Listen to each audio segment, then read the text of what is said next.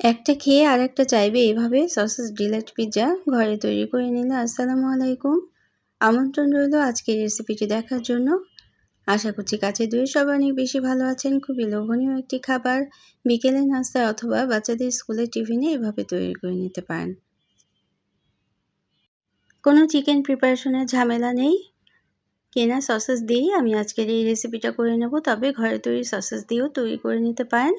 তো রেসিপি ভালো লাগলে লাইক, কমেন্ট, শেয়ার করে পাশে থাকতে পারেন এবং চ্যানেলটাকে সাবস্ক্রাইব করে নিতে পারেন। এখন আমি 2 কাপ আটা গুলে নেব বা ডোটা তৈরি করে নেব। 2 কাপ আটার ডো দিয়েই আমি আজকের এই 8টা সসেস ডিলাইট তৈরি করব। এজন্য 1 চা চামচ পরিমাণ ইস্ট দিয়ে দিলাম। আর প্রথমে 1 কাপ পরিমাণ হালকা গরম দুধ দিয়ে দিতে হবে। 2 চা চামচ পরিমাণ চিনি দিয়ে দিতে হবে। চিনি, ইস্ট এবং হালকা গরম দুধের মধ্যে এভাবে করে ফার্মেন্টেশন করে নিতে হবে। ইস্টটা কিছুটা সময় রেখে দিলে ইস্টের কার্যকারিতা খুব ভালোভাবে প্রকাশ পায়, এই জন্য এভাবে আগে করে নিতে হবে।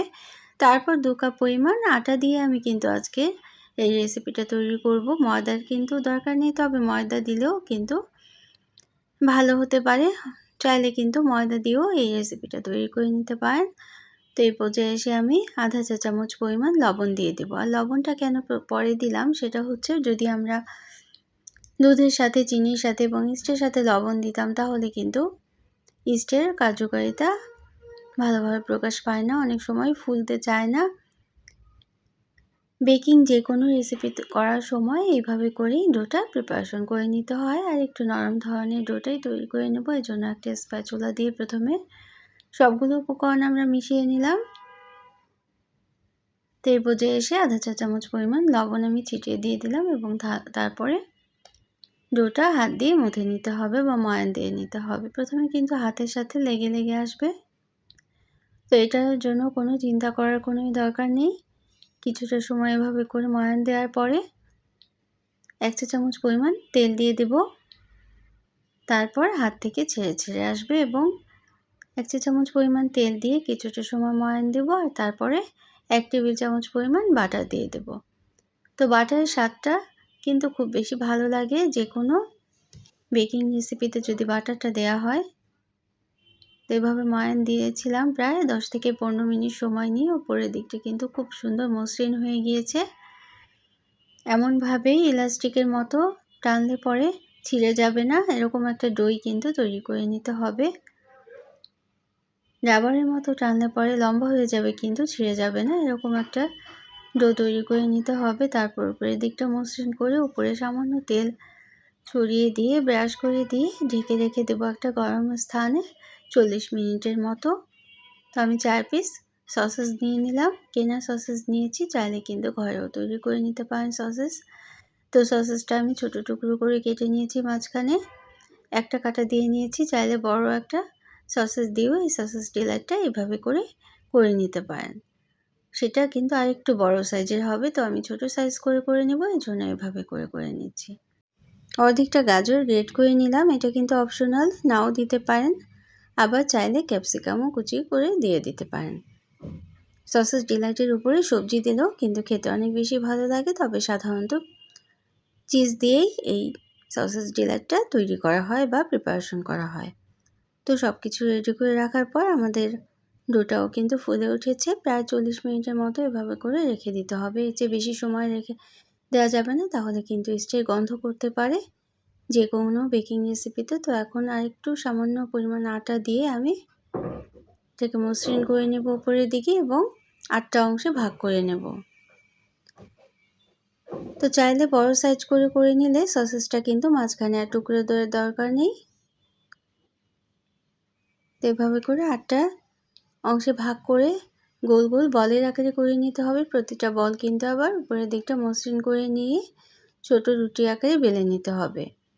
তো এই পর্যন্ত যারা দেখলেন, একটা লাইক দিতে ভুলে গিয়েছেন, অবশ্যই একটা লাইক দিয়ে দিতে পারেন, প্রয়োজনে কমেন্ট করতে পারেন এবং শেয়ার করতে পারেন ফ্রেন্ডস অ্যান্ড ফ্যামিলির সাথে। আর যারা প্রথম ভিজিট করছেন তারা চাইলে চ্যানেলটিকে সাবস্ক্রাইব করে বেল বাটনটাকে একটা প্রেস করে রাখবেন, তাহলে নোটিফিকেশন পেয়ে পরবর্তী রেসিপিগুলো কিন্তু দেখে নিতে পারবেন।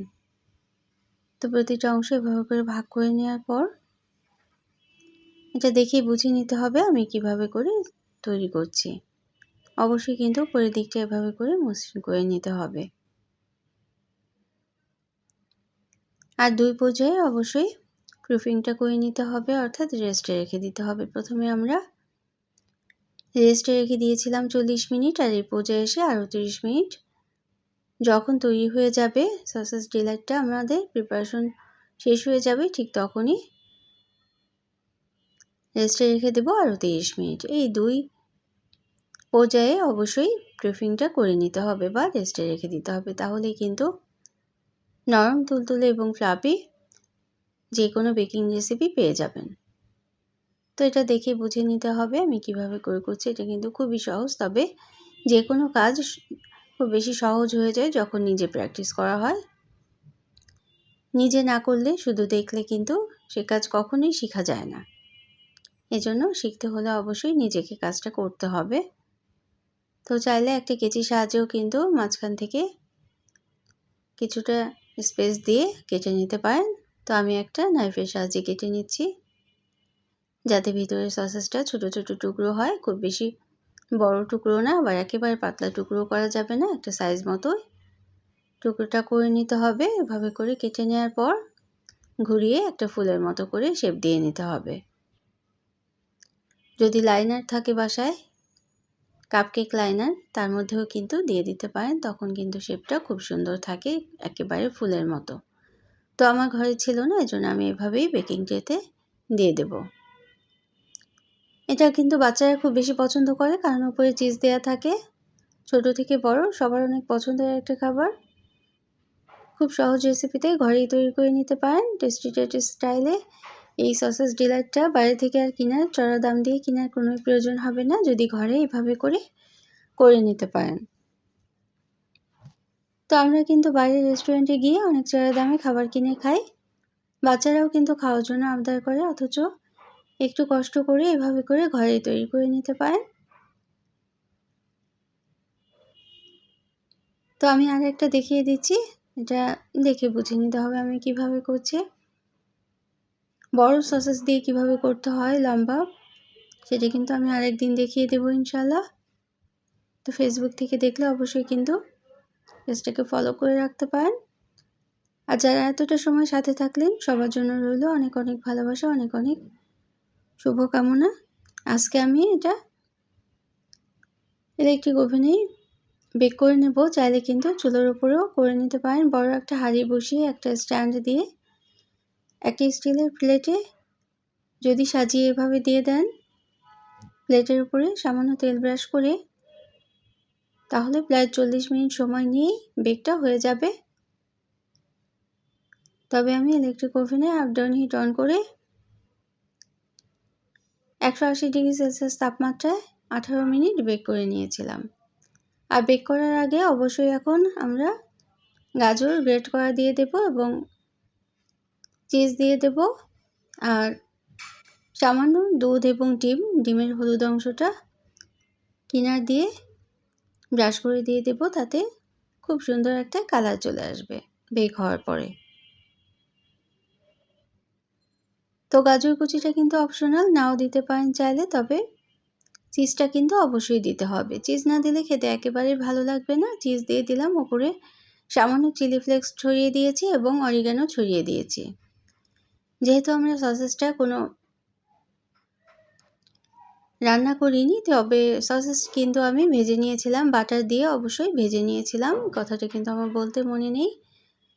সসেসটা যদি আগে ভেজে নিতে পারেন বাটার দিয়ে সামান্য, তাহলেও খেতে অনেক বেশি ভালো হয়। যারা সসেস লাভার আছে, চিজ লাভার আছে, তারা কিন্তু এই রেসিপিটা করে নিতেই পারেন।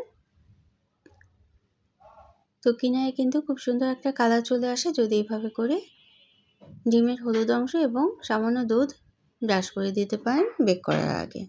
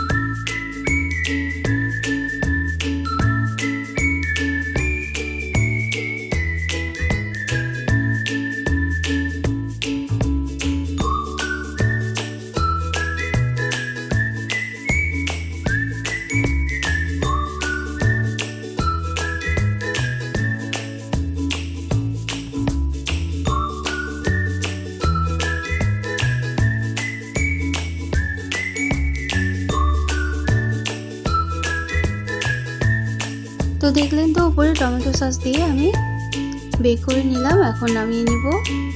নামিয়ে আবার টমেটো সস উপর দিয়ে আমি পরিবেশন করে নেব। চাইলে বেক করার আগে যে টমেটো সসটা দিলাম সেটা নাও দিতে পারেন, একবারে শেষে দিলেও হবে। তো সবার জন্য অনেক অনেক শুভকামনা। Thanks for watching. আল্লাহ হাফেজ।